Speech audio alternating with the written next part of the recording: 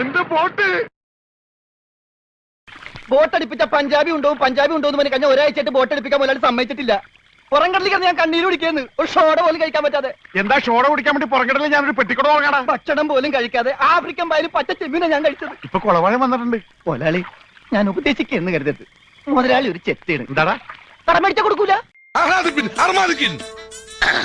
സാകളെ കേരള ഫയർഫോഴ്സിനും ഇവിടുത്തെ നാട്ടുകാർക്കും മണവാളാൻ സൽസിന്റെ പേരിലും എന്റെ വ്യക്തിപരമായ പേരിലും ഞാൻ നന്ദി രേഖപ്പെടുത്തിക്കൊള്ളുന്നു. ഇവന്റെ മുഖം കണ്ടാൽ അറിഞ്ഞൂടെ ഇവൻ ചിക്കിലുള്ള വീട്ടിലെ പയ്യനാണെന്ന്. ഇവനെ രക്ഷപ്പെടുത്തിയ പകൽ ഒരു 5 ലക്ഷം രൂപ നമുക്ക് വാങ്ങിച്ചെടുത്തൂടെ? ആരോട് മേടിക്കും? അവന്റെ ഡാഡിയുടെ ഇന്ന് തന്നില്ലെങ്കിലോ? കടപ്പുറം ഇളകും, കുത്തിപ്പിടിച്ച് വാങ്ങും. ഡാഡി നിനക്കറിയാമോ? അത് മമ്മിക്കറിയാലോ. മമ്മി നിനക്കറിയാലേ? അത് ഇവനറിയാലോ. ഇവനാരുടെ? അത് അവർക്കറിയാലോ. ആർക്ക്? ഡാഡിക്കും മമ്മിക്കും. കടപ്പുറത്ത് ആദ്യമായി ഒരു ബോട്ട് വന്നിറങ്ങി എത്ര രൂപ ലേലം കൊള്ളുന്ന വിചാരം? 1.5 ലക്ഷം രൂപ. വൈകുന്നേരം കാശൊക്കെ പിടിച്ചോ.